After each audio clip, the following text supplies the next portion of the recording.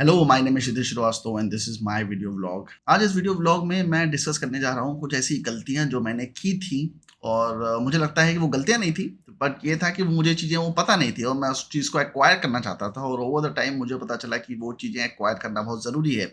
इसमें से एक सबसे इम्पोर्टेंट चीज़ थी नोट मेकिंग, जो सुनने में बहुत ही छोटी सी चीज़ लगती है पर एक्चुअली है बहुत इंपॉर्टेंट चीज़, क्योंकि जब तक आप नोट्स नहीं बनाते हो, आप पेपर पर लिखते नहीं हो, तब तक आप अपने दिमाग को ऑर्गेनाइज नहीं कर पाओगे।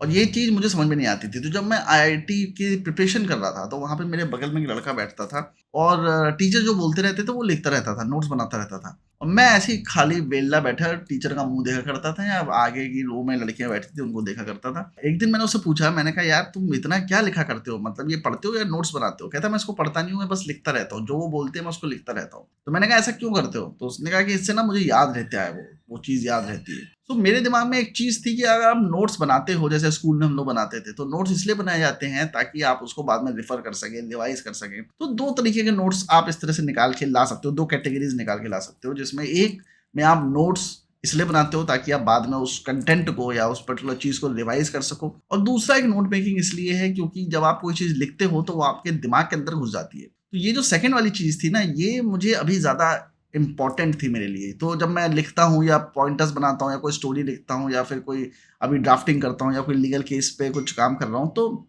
वो नोट मेकिंग बहुत इंपॉर्टेंट रहती है कि आप सिर्फ लिख रहे हो, आपके ताकि दिमाग में चीज़ चली जाए। कई अभी कुछ दिन पहले मैं कोई एक स्टोरी लिख रहा था किसी के लिए, एंड उससे कुछ दिन पहले मैं एक कोई सीरियल किलर के बारे में पढ़ रहा था। अब वो सीरियल किलर जो था, उसने एक बड़ा इंटरेस्टिंग से तरीके से किसी को मारा था। अब मैं उस सीरियल किलर का नाम भी भूल गया। मैंने सोचा था कि लिखूँगा, नोट डाउन करूँगा, ऐसा करके उसमें डालूँगा, ऐसा तब दिमाग में चल रही थी कहानी, मैं ऐसा यूज़ करूँगा, वैसा यूज़ करूँगा, पर मैंने लिखा नहीं उसको, मैंने पॉइंटर भी नहीं बनाया और मैं भूल गया कि वो सीरियल किलर कौन था और दूसरा कि उसने उसको मारा कैसे था।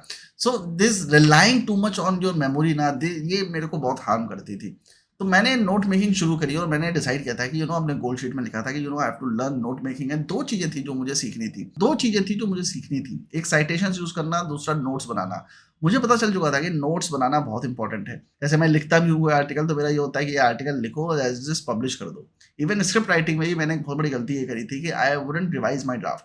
Whatever I write, I would consider it as my final draft. But sometimes what happens is that you write various versions of the same story and then you pick one of those versions and then you write the final draft. I wouldn't do that. I would just start writing the draft without making any notes or anything like that. I would just move along. So sometimes the story would become very stale because when you are impromptu writing something or talking about something, it would only come from your personal experiences, because to imagine something very extraordinary, you have to sit in a very calm down manner and then imagine a scenario which even you have not experienced or have read about, and you amalgamate 2 3 things, you came out with something and that becomes very extraordinary thing। वो मैं नहीं करता था। तो मैं आपको भी suggest करूंगा कि अगर आप नोट मेकिंग नहीं करते हो, तो नोट मेकिंग पे स्पेशली ध्यान दो, क्योंकि ये सुनने में बहुत छोटी सी चीज लगती है कि यार नोट मेकिंग से क्या होगा, but always keep a diary. Seinfeld, Jerry Seinfeld के बारे में आपने पढ़ा होगा। जेरी साइनफील्ड अपने साथ हमेशा एक नोटपैड रखते हैं और कोई भी आइडिया उनके दिमाग में आता है तो उस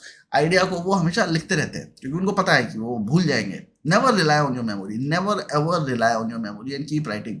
जितने भी बड़े राइटर्स के बारे में मैंने पढ़ा है, जितने भी बड़े स्टैंड अप कॉमेडियंस मैंने पढ़ा है, जितने बड़े आर्टिस्टिक लोगों के बारे में पढ़ा है, एक चीज़ मैंने देखी है, वो नोट्स बहुत अच्छे बनाते हैं। और जब मैं लीगल फील्ड में आया तो मेरे पापा ने मुझे बताया कि वो जिनके अंडर में लॉ कर रहे थे, सीख रहे थे, क्योंकि मेरे पापा जज बनने से पहले 6-7 साल वकील रहे थे, तो उनकी वकालत का जो एक्सपीरियंस है वो मुझे काफ़ी हेल्प करता है।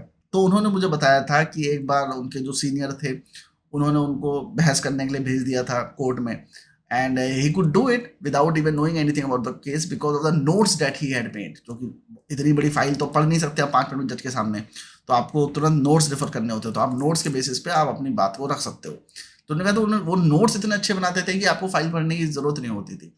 And that particular thing was stuck in my mind.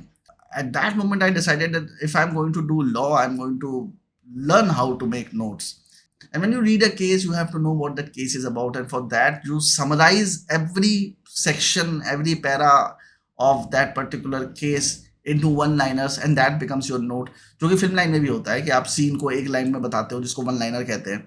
तो आपने जब वो करना शुरू कर दिया, तो आपका दिमाग बहुत ज़्यादा परिपक्व हो जाता है। You are almost ready for everything if someone wants to ask you about that particular thing.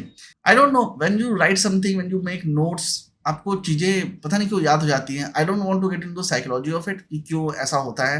Even मैं आपको बताता हूँ कि मेरे एक दोस्त ने मुझे बताया था कि वो चीटिंग बहुत करता था, फर्रे बनाता था, तो पढ़ाई नहीं करता था, तो वो सुबह 3 बजे उठ के फर्रे बनाना शुरू करता था और 7-8 बजे तक फर्रे बनाता था, 9 बजे का एग्जाम होता था. और वो बताता है कई बार वो फर्रे ले आना भूल जाता था या निकालना भूल जाता था, पर चूंकि उसने फर्रे बनाए होते थे, उन फर्रों में इतना लिखा होता था कि उसको याद ही आता था कि उन फर्रों में क्या है, तो उसको फर्रों को निकालने की जरूरत ही नहीं पड़ती थी, वो उन्हीं को देख के वो मेमोरी से ही लिखना शुरू कर देता था, because he written it down, so उसको याद रहता था. तो जो लेजीनेस है ना हम लोगों का, वो नहीं होना चाहिए. We have to make notes. This is one advice that I want to give you all. Start making notes as much as you can. Buy papers, buy diaries, buy books and buy anything, but just start making notes.